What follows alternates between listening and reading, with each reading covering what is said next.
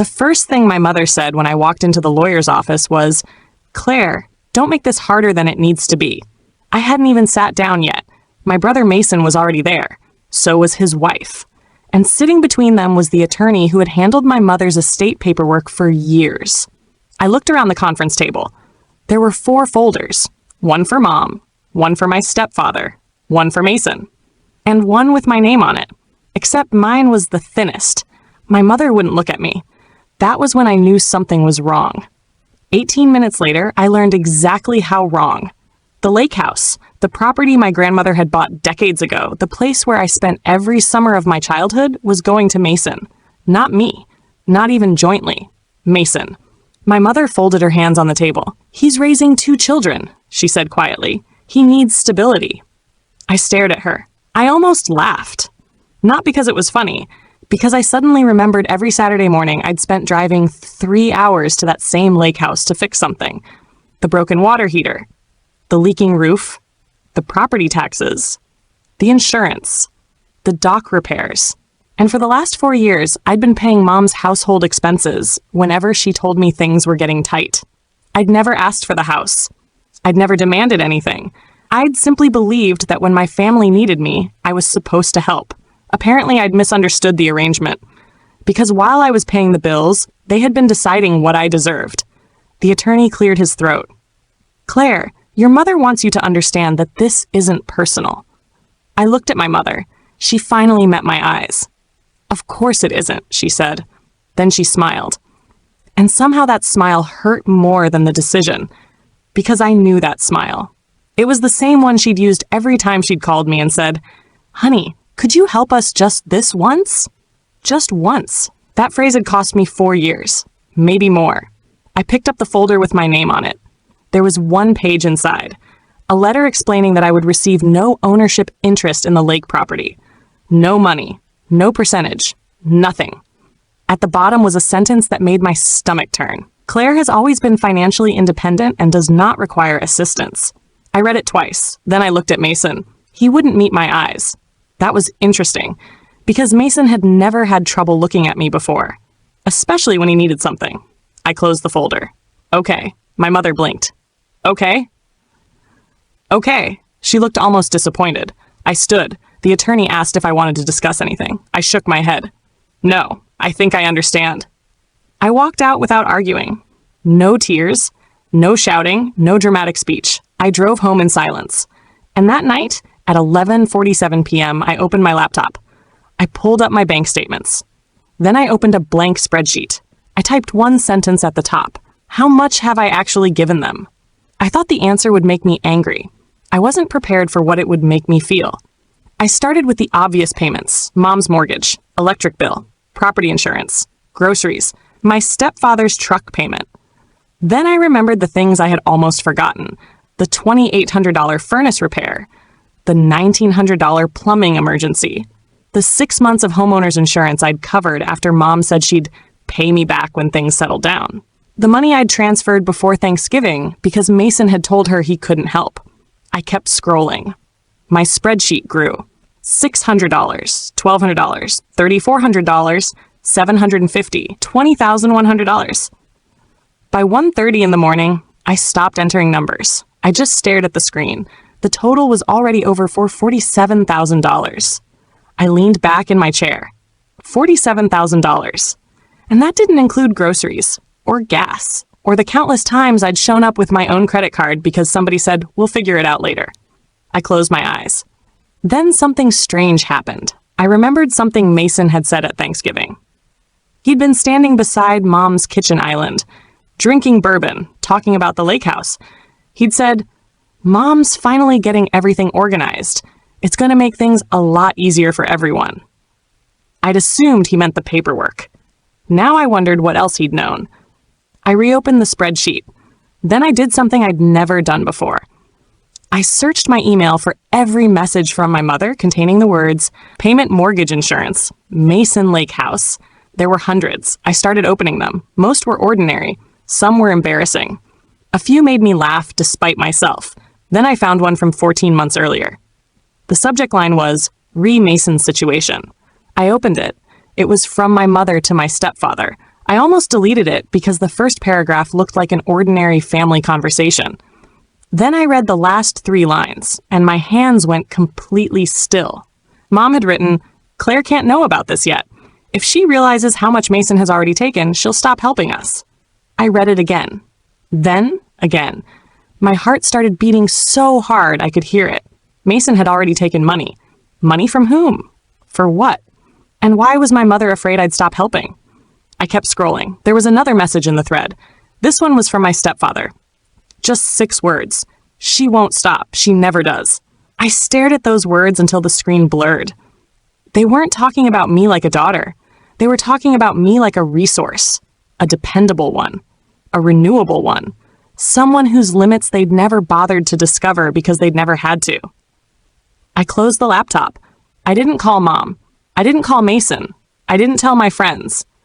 Instead, I opened my banking app. My finger hovered over the automatic payment scheduled for the following morning. For 4 years, that payment had gone through without me thinking twice. This time, I didn't press cancel. Not yet. Because suddenly I had a better question. If my family was hiding something from me, how much had they actually taken? And I had just decided to find out. Quietly. Completely. And before I confronted a single person, I was going to follow every dollar. The next morning, I woke up before my alarm. I hadn't slept much. My laptop was still open on the kitchen table, and the spreadsheet I'd created at midnight was staring back at me. $47,386.19. That was the amount I could prove. I knew there was more. I just didn't know how much. At 7:12 a.m., my phone buzzed. Mom. I watched her name appear on the screen. Normally, I would answer immediately.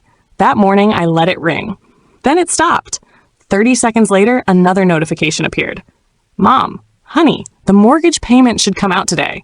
Can you make sure everything is okay? I stared at the message. Not. How are you?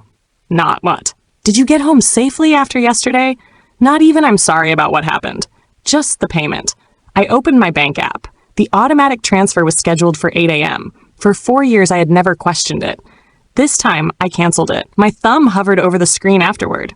I expected guilt. Instead, I felt something I hadn't felt in years. Relief. It lasted approximately 11 minutes. At 7:23, Mom called again. I didn't answer. At 7:31, my stepfather called. I didn't answer that either. At 7:46, Mason texted. Did Mom ask you about the mortgage? I stared at the message. That was the first time my stomach tightened. Why would Mason know? I hadn't told him anything. I typed, why? 3 dots appeared, then disappeared, then appeared again. Finally, never mind. I put the phone face down. That was when I knew I was onto something. I spent the next 3 days doing something my family had never expected me to do. I investigated my own family, not emotionally, financially. I downloaded 4 years of bank statements. I created separate columns: mortgage, utilities, insurance, repairs, transfers to Mom, transfers to Mason. That last column was the one that kept growing. $500, $1,200, $2,000. Some transfers had explanations. Most didn't. I searched my emails for receipts, then text messages, then old payment confirmations. By Friday night, the number beside Mason's name had reached $18,740. I stared at it. $18,740. I couldn't remember giving him most of it, because he had rarely asked directly. It had always been something like, Mom says Mason is having a rough month. Or, could you help him just until his contract starts? Or my favorite, he's embarrassed to ask you himself. I had mistaken indirect manipulation for family communication. Then I found something that changed everything. A bank transfer from 18 months earlier, $7,500. The description said, home repair, but the account number didn't belong to the contractor who had repaired Mom's roof. It belonged to Mason. I pulled up the email from that week. Mom had written, the roof is worse than we thought. We need to get someone out immediately. I remembered that. I remembered being worried. I remembered sending the money before she even finished asking. I remembered Mom crying on the phone and telling me, I don't know what we'd do without you. I looked at the $7,500 transfer again. Then I checked Mason's messages from that month. There was only one, from him to Mom. Got it. I'll take care of the rest. The rest of what? I didn't know, so I kept digging. Saturday morning, I drove to the lake house. I I hadn't planned to, but sometimes when something doesn't make sense on paper, you need to stand where the story happened. The property was quiet. The lake was gray under the November sky. I unlocked the front door with the key Mom had given me years ago. Inside, everything looked exactly the same. The faded photographs, the old sofa, Grandma's cabinet, the wooden height marks on the hallway wall. I stood there for several minutes. Then I heard footsteps upstairs. I froze. Mason? No answer. I walked toward the staircase. A door upstairs was slightly open. It was my mother's office. I pushed it open. Nobody was there, but the desk drawer was unlocked, and sitting inside was a folder labeled Property, 2024. I shouldn't have opened it. I knew that. But after everything I discovered, I couldn't leave it alone. Inside were insurance documents, tax statements, repair invoices, and one page that made my heart stop. A loan application. Not for the lake house, for Mason. The date was 14 months earlier. The loan amount was $42,000. I read the next line. Collateral, future beneficiary interest in family property. I sat down. Mason had borrowed money against an inheritance he didn't even legally own yet, and someone had signed as a guarantor. I looked at the signature. My mother's. My hand started shaking. Then I noticed something else. A second page. A handwritten note. My mother's handwriting. Claire must not know until everything is settled. I read that sentence twice. Then I heard the front door downstairs slam. Someone was home. I quickly put the documents back, but before I closed the drawer, I saw one final sheet underneath everything. It was a list. 3 names, 3 amounts, Mason, my stepfather, and me. Beside my name was a number I'd never seen before, $63,400. I didn't understand what it meant. Not yet, but I knew one thing. The $47,000 I'd calculated wasn't even close. I drove home without turning on the radio. At a red light, I finally called my best friend Rachel. She answered immediately. Are you okay? No. That was the first honest answer I'd given anyone all week. I told her everything. The inheritance, the payments, Mason, the documents, the $63,400. She listened without interrupting. When I finished, she asked one question. Claire, are you sure you want to know the whole truth? I looked through my windshield. More than anything. Then don't confront them yet. Why? Because if they're hiding money, they'll start hiding evidence the second they know you're looking. I thought about that. She was right. So I did something that felt almost cruel. I went completely silent. No accusations, no questions, no angry texts, nothing. For the next 2 weeks, I acted normal. When Mom called, I answered. When she asked about the mortgage, I said I'd take care of it. When Mason sent me a message asking if everything was okay, I said, of course. But behind the scenes, I was pulling every record I could legally access. Bank statements, property tax records, insurance payments, contractor invoices, loan documents, every transfer, every receipt, every email. And then on the 14th day, I found it. A payment from Mom's account to Mason, $31,200. The description said, investment return. I had never heard of an investment. I checked the date. It was 3 days after I had transferred Mom $31,200 for what she told me was a major foundation repair. I sat completely still. The room suddenly felt too small. The money hadn't gone toward the house. It had gone to Mason. My brother had received the exact amount I'd been told was needed to save the property, and my mother had lied to me about it. But there was something worse. The transfer had been authorized by my stepfather, which meant this wasn't one person's secret. It was a family decision. I printed everything. Then I put the papers into a folder. On the front, I wrote 3 words, everything you owe. I wasn't going to scream. I wasn't going to threaten them. I wasn't even going to tell them what I'd found. Not yet, because there was still one question I couldn't answer. Why had they needed to keep me paying if they already had my money? And the answer was sitting somewhere in those records. I just hadn't found it yet.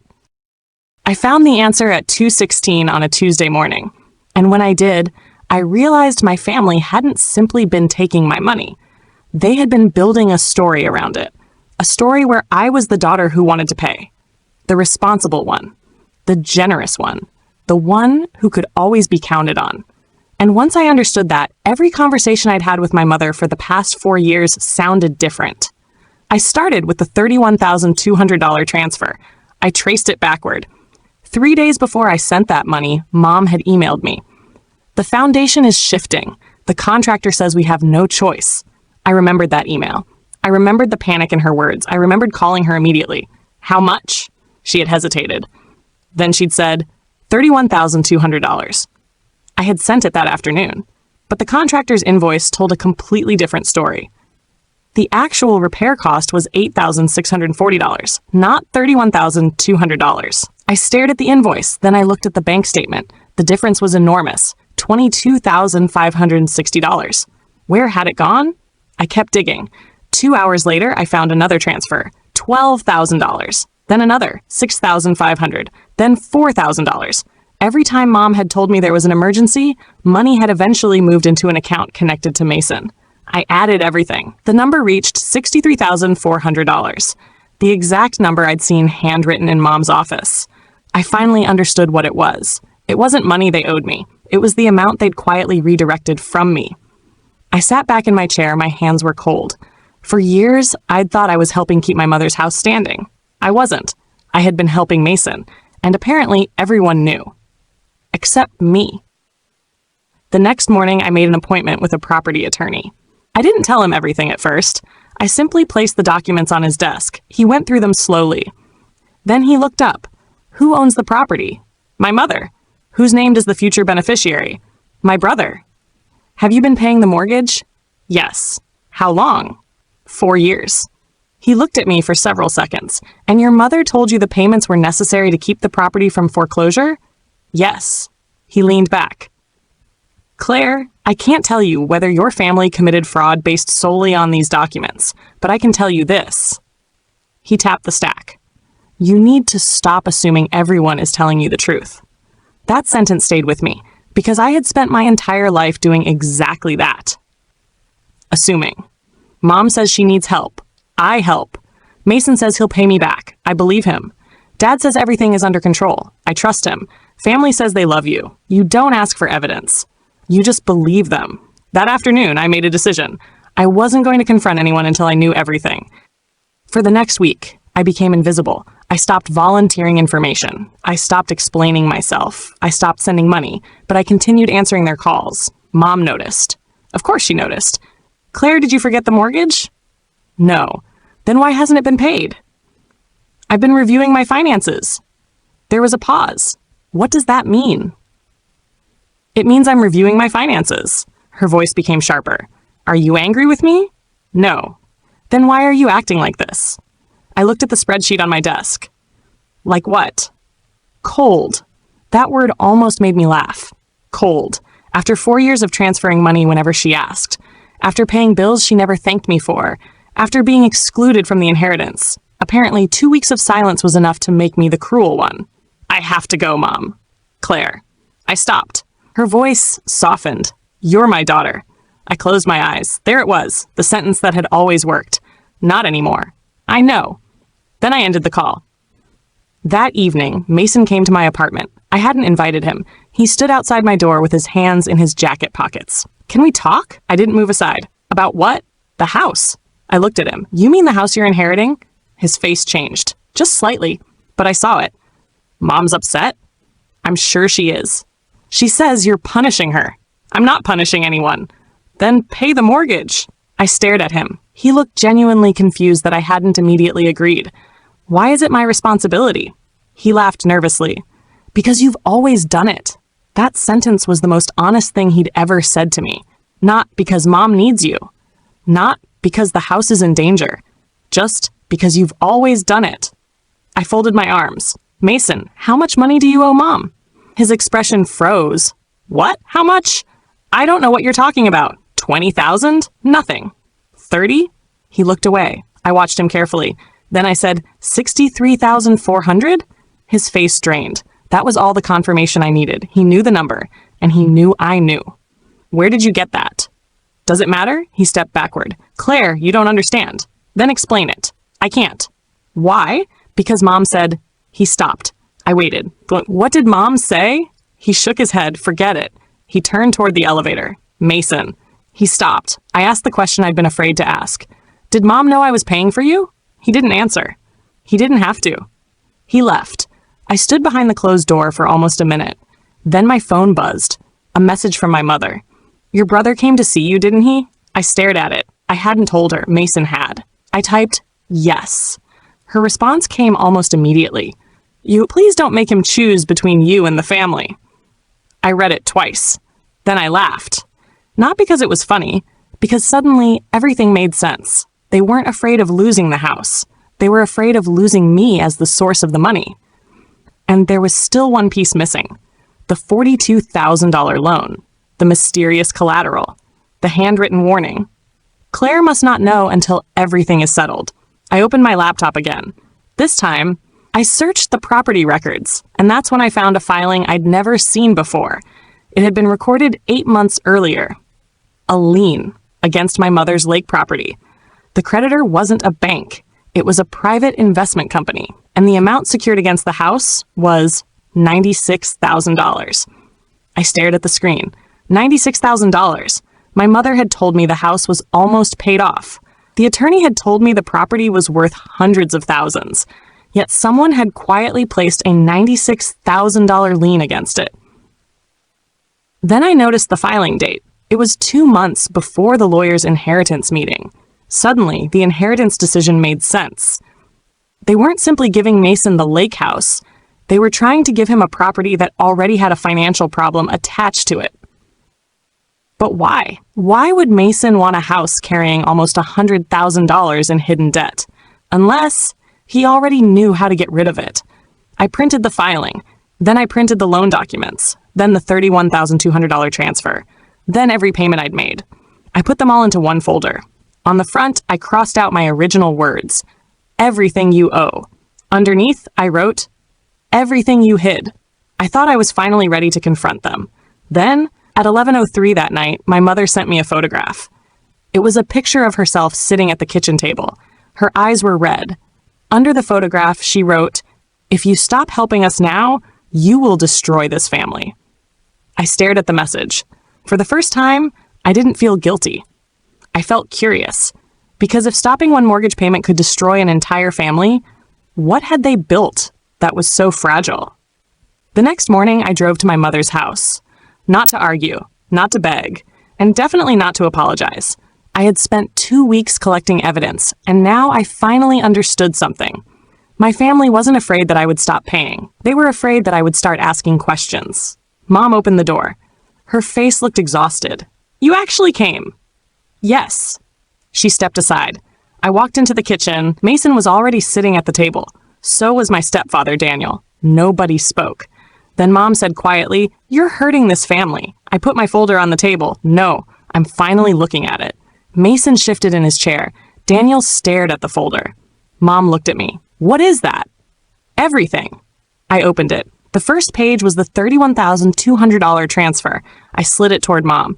This was supposed to be for the foundation. She didn't touch it. It was.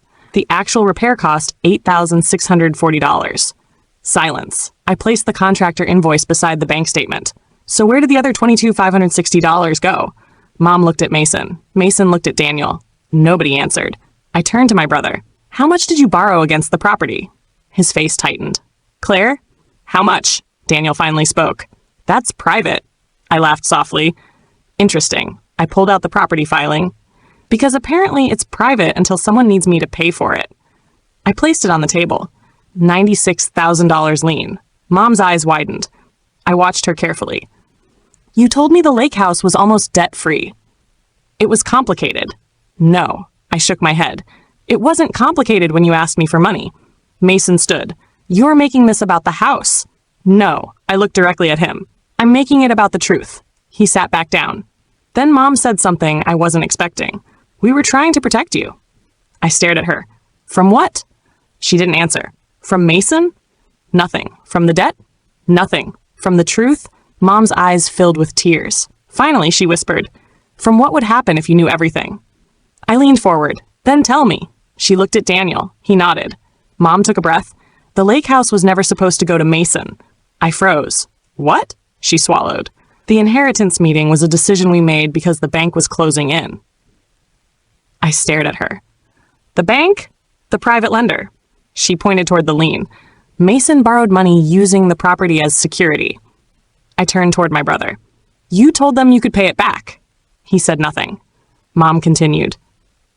He couldn't. My stomach dropped. So you were going to give him the house. He believed he could sell it and pay off the debt. Mom nodded. I looked at the paperwork again. Everything suddenly became clear. They weren't giving Mason a gift. They were giving him a problem they expected him to solve by selling the property. And if that wasn't enough, I looked at my mother. Where do I fit into this? She started crying. Daniel answered. You were the backup. I felt something inside me go completely still. The backup? If Mason couldn't handle it, we knew you would. There it was. The truth. Not hidden anymore.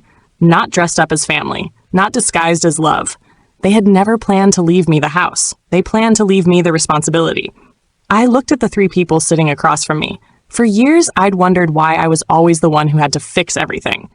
Now I knew, because everyone had already decided I would. I stood. I'm done. Mom grabbed my wrist. Claire, please. I gently pulled away. You don't understand. No. I looked at her. I understand perfectly. She shook her head. You can't just abandon us. I almost smiled. Mom, I didn't abandon you. I pointed toward the folder. I stopped financing you. She stared at me. Those were two completely different things, but she had spent years making them sound identical. Then Mason suddenly spoke. Claire, wait. I turned. His voice had changed. He wasn't angry anymore. He sounded scared. If you don't help, I lose everything. I looked at him. You've already taken $63,400 from me. I didn't know what else to do. You could have told me. He looked down. I knew you'd say no. That sentence hurt more than everything else, because it meant he knew exactly what he was doing. He simply knew I would help if the truth stayed hidden. I left. Outside, I sat in my car and cried for the first time since the lawyers' meeting. Not because I'd lost the lake house. I realized I never really wanted it. I was crying because I finally understood that I'd spent years trying to earn a place in a family that had already assigned me a role. The fixer, the payer, the dependable daughter, the person who didn't say no. That night, I received another call. This time, it was the attorney who had handled the estate paperwork. Claire, I think you need to come in. Why? There has been a development. What kind? He paused. The private lender has started foreclosure proceedings. My stomach tightened. How long? Not long. I looked toward the spreadsheet on my desk. Can they take the property? If the debt isn't resolved, yes. I closed my eyes. Then he said, There's something else. What? Your mother has proposed a solution. I already knew I wasn't going to like it. What solution? She wants to transfer the lake property to you. I was silent. There's a condition, he added. Of course there was. What's the condition? You would need to assume the outstanding obligations and bring the property current. I almost laughed. How much? He gave me the number. $21,800. $21,800. I looked at the folder beside me. The same family that had excluded me from the inheritance was now offering me the inheritance, if I paid for it. And suddenly I understood why they were calling. They weren't giving me the house. They were trying to sell me their problem. But there was one thing they hadn't considered. I had finally learned how to say no. The next morning, I called the attorney back. I'll come in tomorrow. Are you accepting the property? I looked at the photograph of Grandma standing beside the lake. Then I remembered something she used to tell me whenever I complained that my family expected too much from me. Never confuse being needed with being loved. I had spent years misunderstanding that sentence. Now I finally understood it. No, I told the attorney, I'm coming to decline it. But when I arrived at his office the next day, he had another document waiting for me. And this one had nothing to do with the lake house. It had my grandmother's name on it, and a date from 23 years earlier. The document on the attorney's desk had my grandmother's name on it. I stared at the date, 23 years earlier. What's this? I asked. The attorney slid it toward me. Your grandmother created a separate trust before she died. I looked at the first page. My name was there, so was my mother's and Mason's, but the percentages weren't equal, not even close. I kept reading. The lake property had never been intended to become a family bargaining chip. Grandma had placed a condition on it. No beneficiary could use the property as collateral for another person's debt. If that happened, Ownership could be transferred to the beneficiary who had personally maintained the property. I looked up. Maintained the property? The attorney nodded. Financially and physically. I almost laughed. 4 years of mortgage payments, insurance, repairs, taxes, maintenance. I had records for nearly everything. The attorney looked through my folder. You may have a legitimate claim. To the house? Yes. For the first time, I understood why my mother had been so determined to keep me away from the truth. If I had known about Grandma's trust, the entire plan would have collapsed. The house couldn't simply be handed to Mason, and they couldn't quietly sell it to pay his debt. But there was something else. The attorney pointed to a paragraph near the bottom. There's an additional provision. I read it. If the property was transferred to the person who had maintained it, that person was not required to compensate the other beneficiaries. In other words, I could potentially take the lake house without paying Mason's debt, without paying Mom's arrears, without buying back something I'd already spent years helping maintain. For a moment, I felt victorious. Then I thought about everything that had happened. The lies, the manipulation, the years of believing I had to earn my place. And suddenly the house didn't feel like a prize. It felt like a chain. I closed the folder. I don't want it. The attorney looked surprised. You don't want the property? No. You're certain? Completely. He studied me. Then what do you want? I thought about that question for a long time. Then I answered, I want my life back. 2 weeks later, the family met one final time. Mom looked older. Mason looked exhausted. Daniel wouldn't look at me. The attorney explained the trust. He explained the restrictions. He explained that Mason couldn't simply inherit the property and use it to resolve his financial problems. Then he explained my rights. Mom stared at me. You could take it. Yes. You could force us out. No. Then why won't you? I looked at her, because for years I had dreamed of hearing my mother say, this is yours. But sitting there, I realized I didn't need those words anymore. I don't want anything you have to offer me. Mom started crying. Mason whispered, Claire. I turned toward him. I hope you figure your life out. He looked at me. But I'm not financing it anymore. Nobody spoke. The attorney closed his folder. The meeting was over. I walked outside. For the first time in years, I didn't feel like I was leaving my family. I felt like I was finally leaving the role they'd created for me. 6 months later, the lake property was sold. Not by me. The family eventually reached an agreement with the lender, and the property went to another buyer. Mason had to deal with the consequences of the loans he'd taken. Mom downsized. Daniel moved into a smaller apartment. And me? I bought a little house outside Charlotte. Nothing impressive. 2 bedrooms, a tiny backyard. A porch barely big enough for 2 chairs. But every payment came from my own account. Every wall was mine. Every decision was mine. And nobody could call me at the end of the month and tell me what I owed them. The first night there, I unpacked one box. Inside was an old photograph of Grandma. She was standing beside the lake house, holding my hand. On the back was a handwritten note. I had seen it hundreds of times growing up, but I'd never really read it. This time, I did. It said, Claire, never let anyone convince you that love is something you have to purchase. I sat on the floor for a long time. Then I cried. Not the kind of crying I'd done when my family betrayed me. This felt different. It felt like something inside me had finally been released. A month later, Mom called. I almost didn't answer, but I did. Hi, Mom. There was a long silence. Then she said, I owe you an apology. I didn't say anything. I thought if I kept you close enough, you'd always help. My throat tightened, she continued. I confused your kindness with an obligation. I looked around my little house. The boxes were gone. The rooms were becoming mine. Why are you telling me this now? Because I finally understand. I waited. Then she said, You weren't abandoning us when you stopped paying. I closed my eyes. No. You were saving yourself. I didn't know what to say, so I simply said, Take care of yourself, Mom, and ended the call. Not angrily, not triumphantly, just peacefully. That weekend, I planted a small tree in the backyard. It wasn't the lake house. It wasn't Grandma's property. It wasn't an inheritance. It was something I had chosen.